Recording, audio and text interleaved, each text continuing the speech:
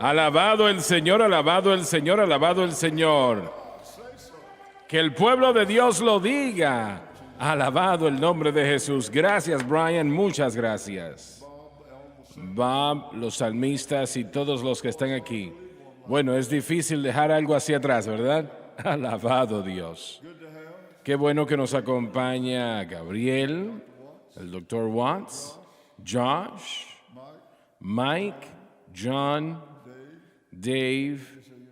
¿Y cómo te llamas?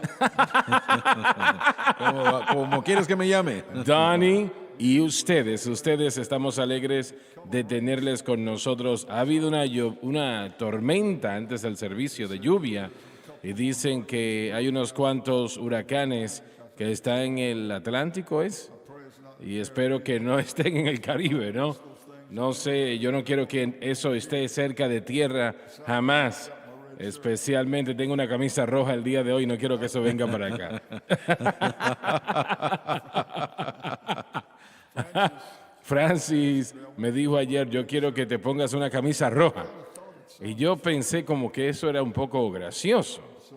Entonces llegamos aquí a la iglesia y me dijo, no te quise decir esa. y yo, bueno, lo que yo siento por la moda. Oh Dios, usted lo sabe, que yo no tengo un amigo como tú, mi Señor. Pero bueno, qué bueno que ustedes nos acompañan, quiero que lo sepan, y así podemos estudiar la palabra de Dios juntos. Como Donnie mencionó, el material, los libros que como hijos de Dios necesitamos conocer todo lo posible sobre la palabra de Dios. Así que nosotros hacemos todo lo posible para reducir el precio lo más posible para que usted pueda, ¿no? Si puede adquirir uno o más ejemplares, así lo puede hacer. Bien, Apocalipsis capítulo 11, versículo 1, por favor. Y me fue dada una caña semejante a una vara y se me dijo, Cristo. levántate y mide el templo de Dios y el altar y a los que adoran en él. Se refiere al templo literal que será reconstruido en Jerusalén. De nuevo, Israel instituyendo los sacrificios. De hecho, se han realizado los proyectos en este momento para reconstruir esta estructura y Daniel profetizó 500 años antes de Cristo este evento. Padre Celestial, ayúdanos en esta noche para entender tu palabra en gran manera. Bendice el pueblo y su corazón y lo pido en el nombre de Jesús. Amén y amén. Nosotros vemos el templo de Salomón, el templo de Zorobabel, templo de Herodes, y hay dos templos más. Uno va a ser construido en Jerusalén y empezará con los judíos y concluirá con el mundo gentil. Y luego otro templo va a ser edificado en el milenio, que sin lugar a dudas será el mayor templo, más bello que todos. Ahora, este ángel dice claramente, ve y mide el templo de Dios y el altar. La pregunta es, ¿cómo es que Israel va a reconstruir el templo? Sé que el ángel dice que se va a construir, pero ¿cómo? ¿Cómo se puede llevar esto a cabo? ¿Cómo Israel puede reconstruir el templo? Si usted conoce algo de esa parte del mundo, el mundo musulmán dice, ¿cómo se llama? Mahoma, que Mahoma fue al cielo en un caballo o en un viento en caballo desde el lugar del templo y ellos consideran ese lugar uno de los más santos en su creencia. Y yo he estado en ese lugar, en esa montaña donde está el templo de la roca. He ido allí varias veces y en el centro de ese lugar hay una piedra y el tamaño de esa piedra, pues tal vez 3.500 años atrás, cuando Abraham inicialmente fue allí, se cree que es allí donde Abraham iba a ofrecer Isaac cuando estuvo él acostado en esa propia piedra. Y obviamente Dios detuvo su mano en el último momento. Entonces estamos hablando de un lugar, sea el lugar correcto o no, y probablemente que lo es. Ellos dicen que cuando el templo de Salomón fue edificado, el lugar santísimo estaba sobre esa roca. Y obviamente pues es un lugar muy especial para los judíos y en un sentido muy especial para nosotros también. No hay registro que Mahoma jamás estuvo en Jerusalén o el templo, ¿correcto? Correcto. Solamente es una mitología. Así que, ¿cómo es que este templo va a ser reconstruido? ¿Cómo será posible? Hay argumentos sobre el hecho de que si Israel puede edificar su templo en otro lugar de Jerusalén en lugar de este propio lugar. No me parece, aunque tal vez pueda estar equivocada, porque dicen que de hecho se puede edificar al lado del templo de la roca, que hay suficiente espacio allí para poder edificar ese templo o ponerlo en la gran sinagoga de Jerusalén. No sé cuántas sinagogas hay en Jerusalén, pero 12. No, ¿cuántas? muchas sinagogas en la ciudad de Jerusalén. El área de la que está hablando usted, como ha dicho, ha estado bajo contención. Hay una organización llamada The Temple Mount Faithful y fue fundada por el señor Salomon. Fue uno de los individuos que peleó en la guerra de 1967. Ellos creen que han creado el sacerdocio que está disponible y que ha entrenado para el servicio del templo. De hecho, tienen los artículos, las vestiduras y todo eso, los utensilios, los artículos para todo el servicio. De hecho, también dicen que han creado una raza de vacas alazanas para poder limpiar el área. El monte del templo tiene dos instalaciones musulmanas y en ese momento son reconocidas como el tercer sitio más santo de su religión, la cúpula de la roca y también la mezquita Al-Aqsa. El área de la que usted está hablando, entre esas dos, Josh, usted ha estado en esa plataforma. De acuerdo a algunos individuos, las medidas que vemos en el templo que encontramos en Ezequiel, ahora no quiero confundir a la gente, Ezequiel capítulo 40 al 48, eso nos dirige al templo que va a ser edificado por Cristo durante el tiempo del gran milenio. Pero los judíos están viendo eso como las medidas para reconstruir el templo que están buscando reconstruir en un tiempo futuro. Ellos dicen que puede caber en esa sección, pero como usted dijo, la contención es que organización musulmana, la WAF, que es dirigida por los jordanos, han cuidado el templo, si van a permitir que los judíos edifiquen el templo ahí. Así que algo tiene que suceder para poder edificar ese templo. Siento que lo que estoy a punto de decir, y no estoy diciendo que el Señor me dijo que lo dijese, y si termina siendo lo correcto, pues Él lo hizo, ¿no? Pero la pregunta que hace John, ¿cómo es posible? Yo he leído, bueno, creo que tal vez 3, 4, 5 años atrás, me parece que fue el tiempo cuando Newsweek estaba publicándose, ya no se publica esa revista, pero decía que jóvenes estaban siendo entrenados en Jerusalén en este propio momento para entender los rudimentos de el pacto de los judíos. ¿Estás de acuerdo con eso? ¿Lo crees? Correcto, sí, estaba mencionando eso. Están entrenando y facilitando los medios por el cual ellos pueden participar o practicar el sacerdocio. Entonces, como Jan lo explicó, ¿cómo será posible que Israel reedifique este templo en ese lugar? Y la Biblia dice que así va a ser y así será. ¿Quieres anexar algo? Solo quería decir que hay dos situaciones primordiales. Si pueden subir su volumen, por favor. Hay dos situaciones que tenemos que ver. Número uno es que los judíos el día de hoy pueden ir al templo del monte, pero limitadamente. Solamente pueden ir a un nivel más abajo. Ese nivel, ahí pueden ir, ver y tienen que irse de ahí, tienen que llevar una escolta, tienen que ir para allá. Hay soldados musulmanes que si suben sin permiso les pueden disparar. Hay aspectos de los musulmanes que si piensan que ellos han contaminado su tierra, pero cómo al mismo tiempo puede compartir una propiedad con los musulmanes y considerarlo santo para el Señor, aún es considerado profano. Así que la idea de que ellos puedan compartir no cabe dentro de eso. Bien. Me parece que escuché a otra persona, pensé. Pero esta es la manera como podría suceder esto. El mundo musulmán quiere a Israel. Ellos quieren a toda Jerusalén, no solamente el este de Jerusalén, sino que quieren toda la capital. Toda es lo que quieren y es lo que desean. Y tal vez sea la manera como van a intentar conseguirlo. El anticristo se presentará al mundo en lo que tiene que ver con esto.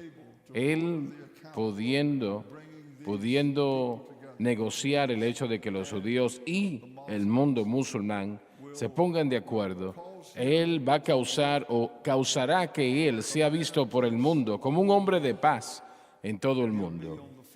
Él estará en la portada de todo periódico, toda revista, todo medio de comunicación, no importa de qué parte del mundo, como el hombre más inteligente, el hombre de la hora, el anticristo. Y cuando firmen ese acuerdo de 7 años de esa paz, allí empieza la gran tribulación. Y la situación será mala, pero no será tan mala durante los primeros 3 años y medio en comparación a los últimos 3 años y medio. Pero pienso que esta es la manera como podría suceder. El hecho de que ese acuerdo se firme. El anticristo irá a los líderes del Islam y les va a decir lo siguiente: estén de acuerdo conmigo con lo que les voy a pedir, y va a ser difícil para ustedes cuando escuchen lo que les voy a decir, pero quiero que me escuchen cuidadosamente. Y yo quiero que los líderes del mundo musulmán, ¿cuántos hayan allí? Bueno, no lo sé. Y yo voy a lograr que los líderes de Israel estén de acuerdo.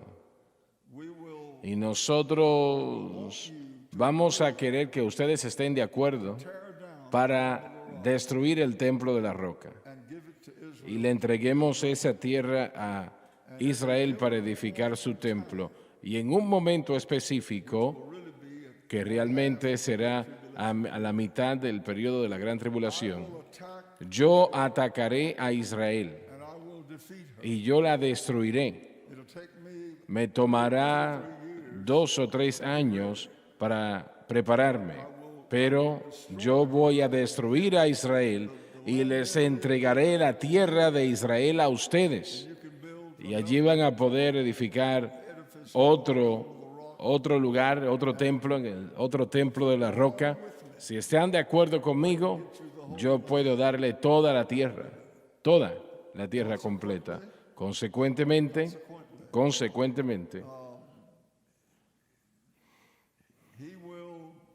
él va a querer y desear edificar esto. No le interesa un templo, al anticristo no le interesa. Él lo va a usar por sus propósitos para lograr ascendencia donde él quiere estar y lo que él quiere ser. Pero eso es muy posible, la manera como esto se puede llevar a cabo. Hermano Swagger, si me permite dar sustancia a lo que usted está diciendo en el sentido de escatología musulmana y lo que están esperando los musulmanes, también los judíos. Los judíos están buscando un Mesías, así que este individuo pensará que es el Mesías, el que pensaron que era escogido, así que ellos están listos para adorar y para reinstituir el templo. En el libro de Zacarías, y también podemos ver en el libro de Ezequiel que el templo era un evento futurístico para los judíos, así que están esperándolo como de acuerdo a nosotros lo entendemos. Por supuesto sabemos que el Mesías ha venido, Jesucristo, pero en el Islam la estrategia de la que usted está hablando es llamada Hudna. Cuando Mahoma estaba tratando de entrar al pueblo de Meca, de donde era él originalmente, él se reunió con los de Meca en un pueblo llamado Hudibaya, y ahí él hizo un tratado de paz para que él y sus seguidores pudieran ir a adorar en Meca. Él violó el pacto en medio de ellos, así que la meta de la Hudna es una acción engañadora mostrando paz y una tregua, pero la intención es que una vez que uno obtenga suficiente fuerza, uno puede romper el pacto. En esencia, los musulmanes podrán entenderlo si el anticristo utiliza esa estrategia, porque la estrategia musulmana de conquistar, recordemos que Mahoma dijo que la guerra es engaño. La idea es engañar al enemigo para pensar de que quiere la paz, para poder inventar diferentes treguas con la intención de violarlas una vez que uno tiene el poder. Bueno, en este momento, después de que el templo es edificado, el templo de la roca es destruido, el mundo musulmán va a exaltar a este hombre. Y se verá bien porque aquí hay dos facciones, Israel y los musulmanes.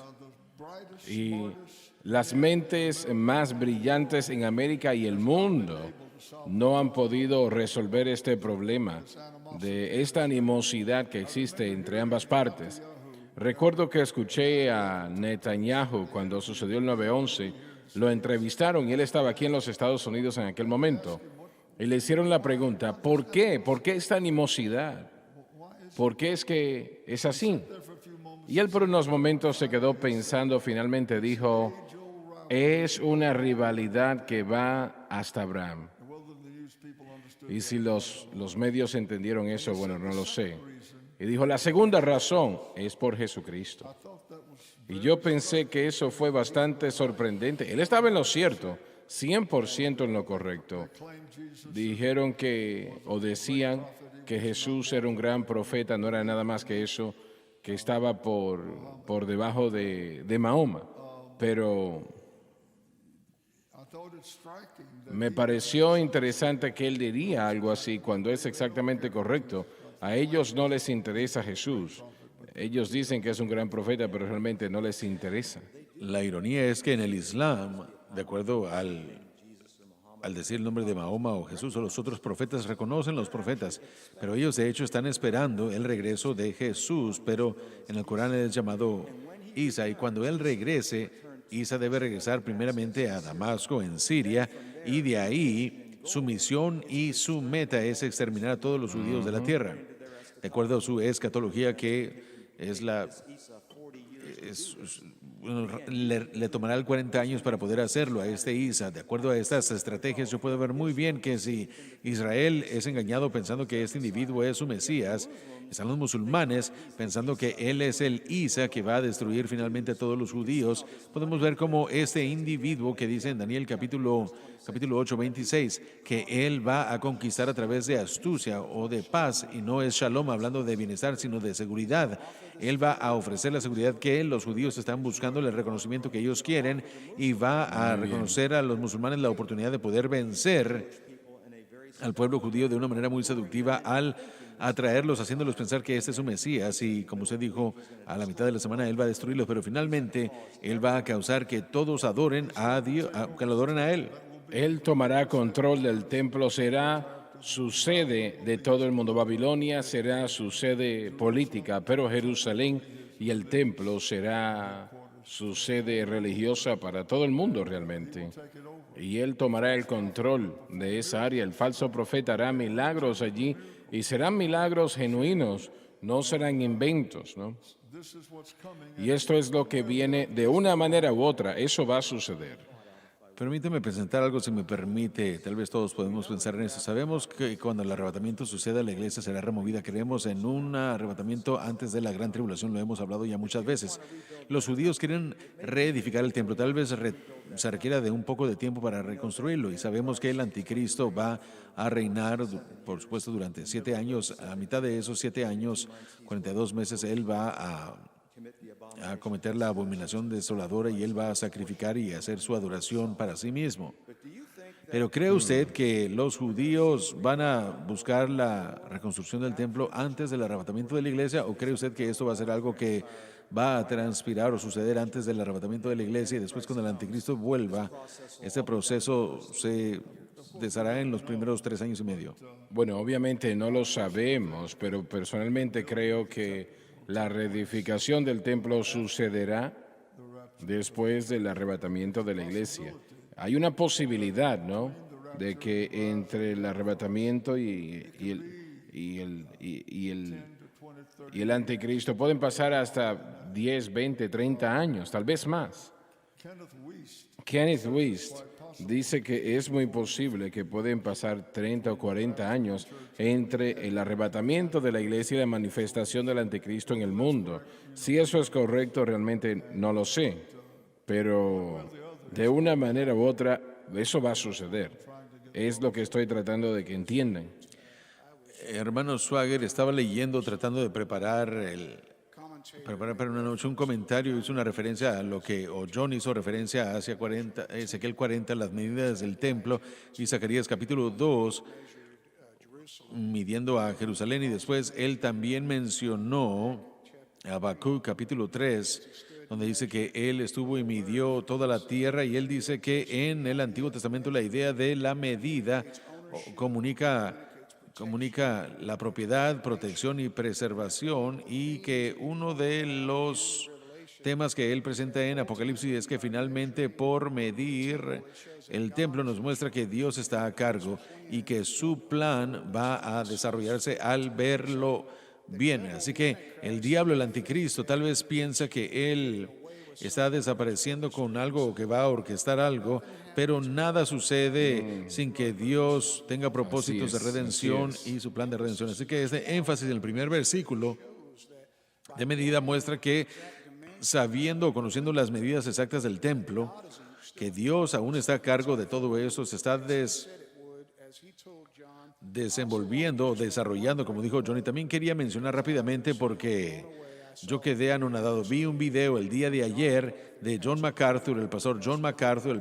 Este pastor no es una persona que le guste o que se ve bien con los pentecostales, pero dice cosas buenas, y él estaba siendo entrevistado y él dijo que él sintió que un arrebatamiento antes de la tribulación era la elección bíblica, es lo que tenía más sentido, y yo entiendo que él entendía a Dios y estaba promoviendo un arrebatamiento antes de la gran tribulación. Así que, hermano John, si usted está viendo, yo sé que usted no quiere a los pentecostales, pero estamos de acuerdo y entendemos. Yo creo que un arrebatamiento antes de la tribulación tiene todo el sentido y es la elección bíblica, y voy a retirarlo porque estaba sorprendido de que estamos de acuerdo con algo. Así que, pero sí, de cualquier manera, quería mencionar eso. Bueno, de cualquier manera, de regreso al pasaje de Ezequiel 40, Ezequiel capítulo 2, Habacuc capítulo 3, ese primer versículo en el capítulo 11, a medida del templo, mostrando que todo está desenvolviendo al presentarlo Dios de acuerdo a su plan de redención. Bueno, esto está hablando de juicio. Cuando se habla de medir el templo, ¿no? Va a ser juzgado. Y el anticristo, el tiempo que tome, si es un largo periodo de tiempo entre el arrebatamiento de la iglesia y la gran tribulación, en el hecho en que comience, en el momento cuando firmen ese acuerdo de 7 años garantizando la protección de Israel, y su lugar y posición, garantizando sus fronteras, lo que el anticristo unirá y lo hará. En el momento que firmen esto, la gran tribulación comienza, lo que será lo peor que el mundo jamás ha visto o vivido. Pero cuánto tiempo realmente no lo sé, nadie más lo sabe tampoco, solo el Señor, cuánto tiempo será entre el arrebatamiento y el principio de la gran tribulación. Pero me parece a mí como que va a tomar un poco de tiempo para lograr que algunas de estas cosas sucedan. No simplemente pueden suceder, ¿no? Tiene que tener un marco de tiempo. Mucho va a suceder entre el tiempo del arrebatamiento. Repite eso, por Mucho favor. va a suceder. Cuando hablamos del arrebatamiento de la iglesia, utilizando el sentido común, van a haber muchas personas que se van a ir. Tal vez hasta sean más de lo que nos damos cuenta con la gran cosecha. Yo creo que está en el horizonte, y eso va a poner a mucha gente en el cielo. Yo personalmente creo que todo el sistema y estructura político y socioeconómico va a colapsar y va a tener que ser reedificado y reconstruido a un sistema mucho más unificado, y creo que el mundo ya se está dirigiendo a ese lugar, ya se está viendo eso en el corazón de los hombres, pero durante este tiempo creo que va a haber muchos cambios. De lo que estamos hablando, las escrituras realmente no nos dicen cómo es que el anticristo va a hacer lo que él va a hacer, pero sí nos dicen cómo es que lo va a hacer. La escritura nos dice que él prosperará a través del engaño. De artimaña. Sí, será una persona con mucha sagacidad, con seguridad. Pero en Daniel, el 9º capítulo, se nos dice que el anticristo va a confirmar un pacto. Y va a confirmar el pacto, y creo yo que eso es importante porque, de acuerdo como hemos hablado anteriormente, no solo es un nuevo pacto, pero la indicación es de que van a haber porciones de pactos anteriores, preexistentes. Tal vez van a haber cosas que van a transpirar, guerras también, peleas, diferentes dificultades que van a suceder y que van a resultar en ciertas cosas, pero esto sí sabemos, que Israel desafortunadamente está siendo condicionado para comprometerse. Consistentemente están siendo condicionados para concesiones. Y no olvidemos que la guerra de 1967 tuvieron a Jerusalén, el monte del templo. El monte del templo está en nuestras manos durante unas horas. Y lo dieron. ¿Por qué? Por una paz, entre comillas. Eso es lo que Israel ha hecho. Y eso no es para castigar. Estamos hablando de una persona que ama a Israel y que ora por Israel a diario. Yo pienso que todos nosotros en esta plataforma apoyamos y honramos a Israel, pero el hecho es de que ellos han sido condicionados y continuarán siendo acondicionados para comprometerse y comprometerse. Esa es su debilidad. Y eso continuará sin duda alguna. Ahora, yo he pensado en esto bastante y he estado yo en el templo del monte o el monte del templo, y lo que el pastor Mike mencionó es importante. Los judíos, que especialmente aquellos que son ortodoxos en su creencia, ellos no van a ascender a los pasos a donde la cúpula de la roca está, porque ellos lo ven como algo santo, no la cúpula de la roca, pero el mismo monte del templo. Y solo para clarificación, usted estaba diciendo que el espacio entre la cúpula de la roca y la mezquita Al-Aqsa, la Al-Aqsa y la cúpula a la derecha está la cúpula de la roca, y a la izquierda está la mezquita. Está fuera de enfoque donde está la puerta del oriente, pero esta imagen está siendo tomada desde el Monte de los Olivos. Está ese lugar, pero eso realmente no está en línea con la puerta del oriente. Está al norte, porque si nos fijamos en la mezquita Al-Aqsa, a la izquierda, para abajo está la ciudad antigua de David. Al norte está, bueno, a la parte del norte está la cúpula de la roca, y sí hay un espacio ahí que algunos discuten y dicen que, bueno, hay una área llamada la cúpula de la roca y dicen que esa pudiera ser una localidad. El punto es de que no sabemos exactamente, pero cuando uno está viendo esa área, definitivamente puede, tiene mucho espacio, pero el punto es que yo creo, viendo estas cosas, que es muy popular o muy posible que en alguna pelea que suceda, el monte del templo, el templo del monte, puede ser a través de un evento natural o un desastre natural, o a través de la guerra, que puede haber destrucción de cualquier manera y pudiera quedar en ruinas, pero también puede ser el caso y puede caer en el lugar en el que digan que el anticristo tendría esa oportunidad, como usted dijo, de ofrecer la reedificación en vez de la cúpula de la roca para los musulmanes. Pero ¿piensan ustedes que es bíblico que este templo sea reedificado en ese propio lugar donde está el templo de la roca? Tiene que ser así, si no los judíos no lo van a aceptar. Eso es lo que pienso también. No creo que van a aceptar cualquier otra cosa. Sin embargo, como quiera que suceda, especulación, no lo sabemos, pero sí sabemos que el anticristo va a tener pactos preexistentes y situaciones para poder edificar ahí, y lo va a lograr a través de un engaño y artimañas que jamás se ha visto antes, y desafortunadamente involucrará el compromiso hasta cierto grado. Y eso es lo que yo creo que es muy fascinante, lo que papá presentó. Ambos, los judíos y los musulmanes, para reenfatizar esto, están viendo en su escatología de los tiempos finales una figura que el anticristo venga a cumplir, y tristemente es porque ambos han rechazado al Mesías Jesucristo. Así es. Dani, adelante el versículo 2. Hermanos, antes de movernos al próximo versículo, usted presentó un buen punto, esa medida con...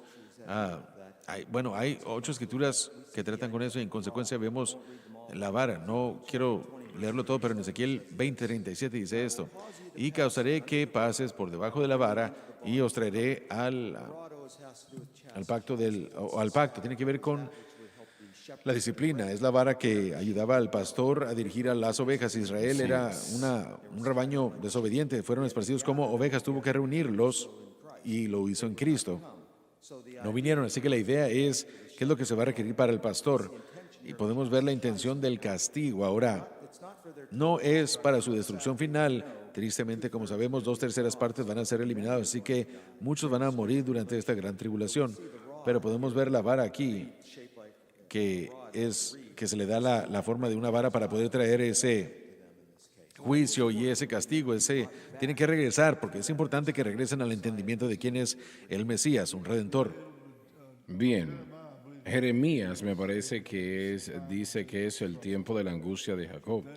Correcto. Pero luego dice, pero él será salvo de ella. Así es. Alabado Dios. Sí, alabado el Dios, Señor, alabado alabado el Dios. Señor. Si pudiera mencionar algo, nosotros como estadounidenses tal vez veamos mal a los israelitas por estar dispuestos a dar tierra por paz, pero no hemos sufrido lo que ellos han sufrido. Cientos de miles de cohetes cayendo, entre otras cosas. Sí, claro. Pero también hemos estado dispuestos, estoy pensando que desde el 9/11, dejar nuestras libertades por seguridad. El mismo principio, yo creo que es un principio que el enemigo utiliza, y no solamente contra Israel, sino Creo también que en está este en lo país también. cierto. Está en lo cierto. Y Netanyahu hizo todo lo posible para evitar que ellos abandonasen. ¿Cuál es la parte de Israel que ahora poseen? En Cisjordania o No esa área, en la Franja de Gaza. la franja de Gaza. Él sentía que iba a ser dañino y lo ha sido.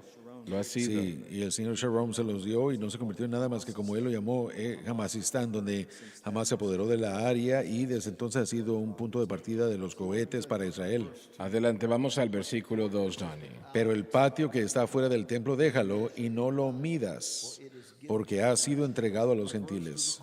Se refiere al atrio de los gentiles, que era el atrio más distante del templo. Esta medida es para juicio.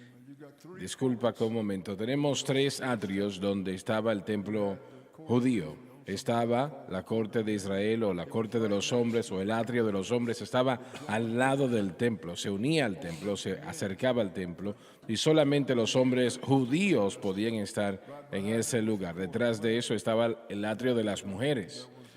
Y había una separación allí, las mujeres no podían entrar a donde estaban los hombres, y después estaba el atrio de los gentiles.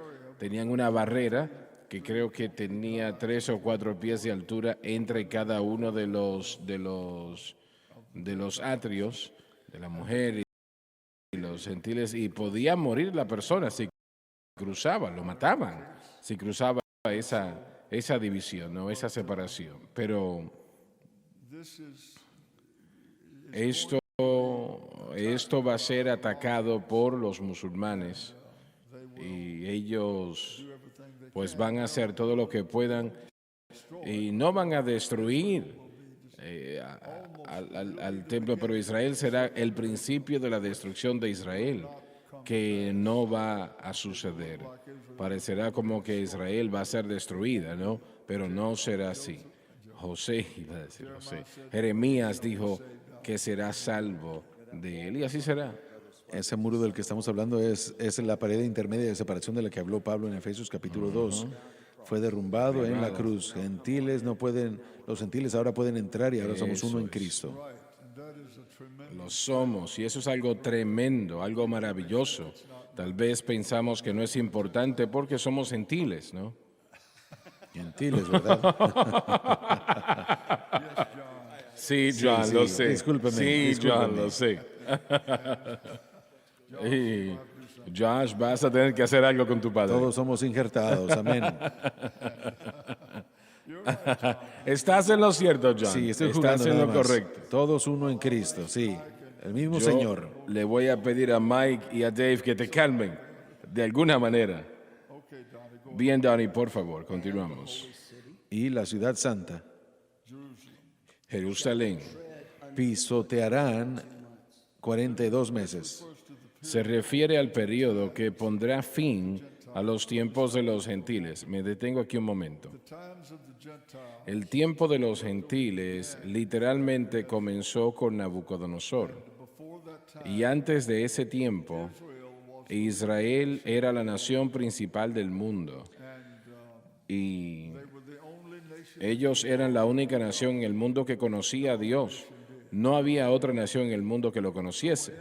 Así que cuando Israel cayó ante los babilonios, realmente fue una catástrofe de proporciones sin precedentes, su caída, porque toda otra nación del mundo era politeísta, queriendo decir que adoraban a demonios, francamente.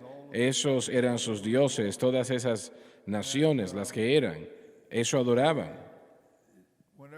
Y cuando cayeron, fueron llevados cautivos a Babilonia y, y la superioridad que tenían ahora se había ido. Y ellos eran moniteístas, queriendo decir que adoraban a un solo Dios, lo que es correcto, ¿no? Pero el cetro de poder fue quitado de las manos fallidas de los reyes de Judá y puestas en las manos de los gentiles. Y luego el tiempo de los gentiles comenzó y todavía está vigente hoy. Todavía está vigente y no ha cambiado. 2500 años han pasado. Israel realmente nunca logró la ascendencia que debió de haber alcanzado después de haber caído, ¿no? Estos 2500 años atrás. Pero el tiempo de los gentiles terminará con el anticristo en la batalla de Armagedón. No habrá ya entonces supremacía del mundo gentil. ¿Y qué va a suceder con los gentiles? Lo mismo que ha sucedido ahora. Adoramos a Dios y vamos a continuar haciendo eso, pero en la edad del reino, la ciudad de Jerusalén, la ciudad de Jerusalén y la nación de Israel será la nación principal en la faz de toda la tierra en aquel momento y permanecerá así de allí en adelante para siempre. Así que el tiempo de los gentiles comenzaron 2500 años atrás, viendo en adelante. Y daré a mis dos testigos, Enoc y Elías, dos hombres que aún no han muerto, que fueron llevados al cielo antes de la muerte. Me voy a detener aquí un momento ahora. Hay desacuerdo sobre quiénes serán estos dos. Sabemos que Elías es el primero o uno de ellos. Y el segundo, se cree, Elías es especificado en la Biblia, así que por eso lo sabemos. Pero el segundo, muchos dicen que Moisés será el segundo, que estará allí, que el Señor escogerá. Y es posible, no sabemos, pero la Biblia sí nos dice que está establecido al hombre morir una vez y luego de la muerte el juicio. Entonces, por eso entendemos que cada ser humano que jamás ha vivido en este planeta ha muerto, excepto aquellos que viven ahora mismo. Y nosotros estamos muriendo. Y la edad avanza y el cuerpo se desgasta y eventualmente vamos a morir, excepto que venga el arrebatamiento, ¿no? Entonces, ¿alguien aquí tiene alguna otra idea de quiénes serán o la posibilidad de que puede ser Moisés? no puede ser Moisés porque establecido está que el hombre muera una vez, quiere decir de que Moisés tuviera que morir dos veces. Y no será así. Así que, Él ya ha muerto. correcto. Así que eso elimina a Moisés solamente dos hombres que no han probado la muerte. Y esos son Enoc y Elías, perdón. Pero es un tema de contención. Hablemos de esto en francés, de amigos, y esperen a que lleguen los correos. Se vuelven locos tratando de pelear por Moisés. Sí, vamos, Moisés. Me parece que artificialmente quieren resaltar la transustanciación en el monte de transfiguración donde tenemos la ley y el profeta. Entonces tratan de artificialmente entrar eso al libro de Apocalipsis, pero no cabe, no está cumpliendo eso. ¿Qué pasa? En el monte de la transfiguración sucede que tuvimos allí la ley y los profetas y en ese momento estaban hablando Sí. con Cristo. En esta situación, todo el propósito es distinto. El propósito aquí es que estos dos profeticen continuamente, sin un momento de silencio, profetizarán continuamente. Entonces no es para la ley y los profetas, porque está profetizando un juicio que ha de venir, ¿no? Entonces tratan de introducir a Moisés allí, pero totalmente y 100% estoy de acuerdo con el hecho que tienen que ser dos personas que no han muerto, porque van a morir después en este momento, después de esos 3 años. Fuera del rapto.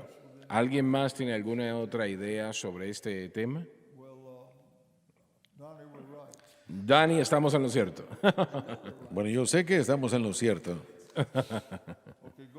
Bien, adelante, vamos a seguir leyendo en el versículo 3. Y ellos profetizarán por 1260 días vestidos de silicio. Se refiere a 3 años y medio, la última mitad de la gran tribulación. La ropa y los vestidos de silicio sugieren que el testimonio incluirá la predicación de arrepentimiento. Ahora, vamos a tratar con esto unos momentos acá. Cuando habla aquí silicio, el silicio significa arrepentimiento. Y vemos aquí que el Señor o el ángel está tratando de lograr que los hombres se arrepientan, se vistan de silicio. Y Dios siempre ha tratado de hacer eso, de que el hombre se arrepienta.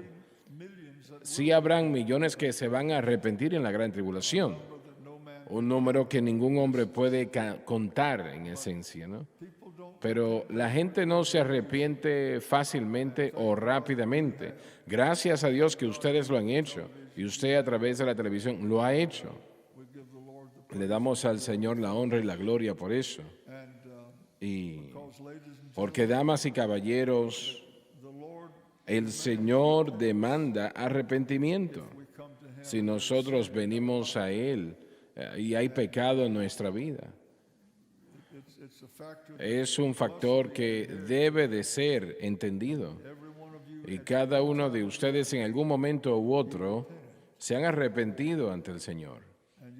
Y le dijeron perdón por el pecado, ¿no? Y ustedes quieren ser más como Él, ¿no? Sea como sea. Entonces, el arrepentimiento no se predica mucho hoy día.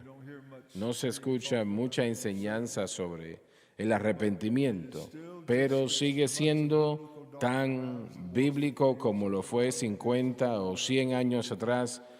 Es importante, y yo creo que el Dr. Gray predicó un mensaje fenomenal el domingo en la noche.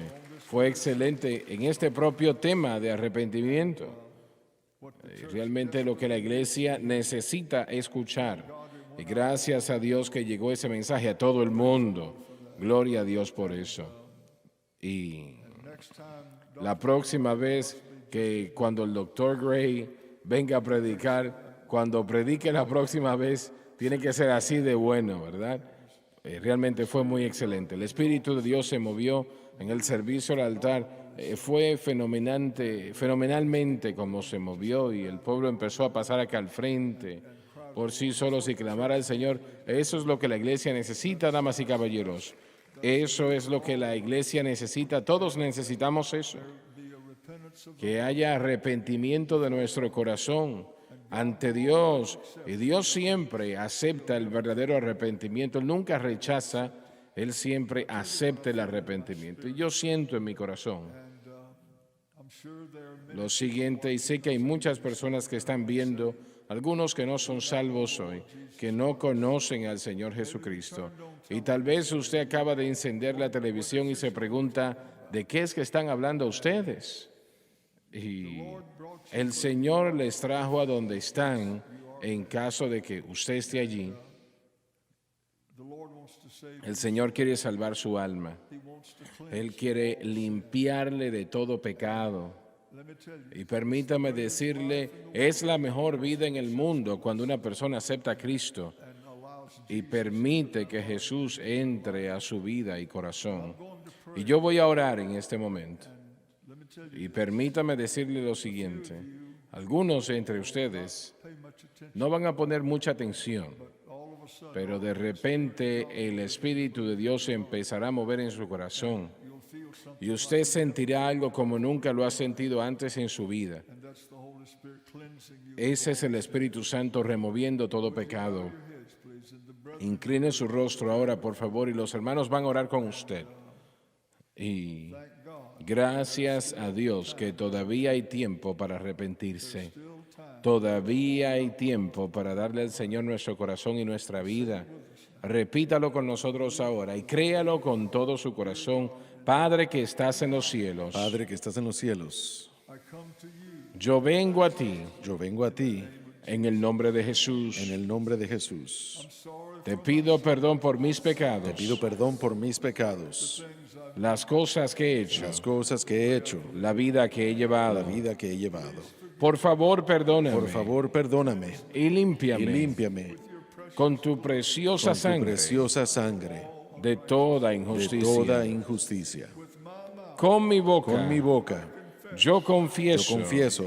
A Jesucristo. Al Señor Jesús.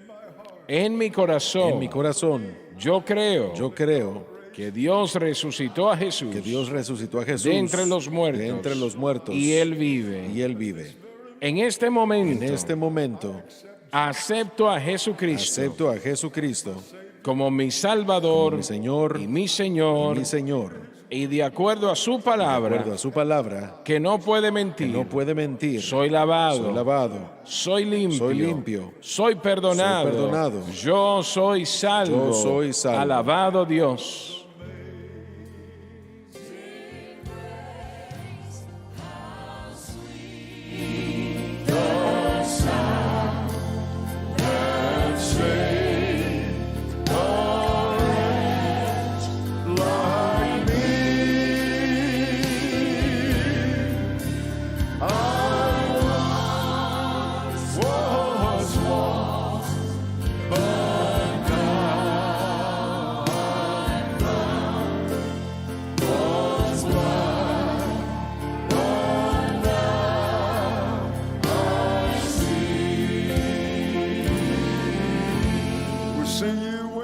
Nos vemos el miércoles en la noche si el Señor lo permite. Que haya sido bendecido y que haya disfrutado de este servicio en vivo del Centro Familiar de Adoración, ubicado en Baton Rouge, Louisiana, en el ministerio de Jimmy Swagger. Tiene 3 servicios por semana, los domingos a las 10 de la mañana y a las 6 de la tarde, y los miércoles a las 7 de la noche, hora centro. Todos los servicios son transmitidos en vivo a través de la cadena Sun Life, la cadena radial Sun Life, en línea en sunlifetv.com y en la aplicación SBN Now. Para unirse a la Iglesia de Medios, llame al 1-800-288-8350 o en línea en jsm.org.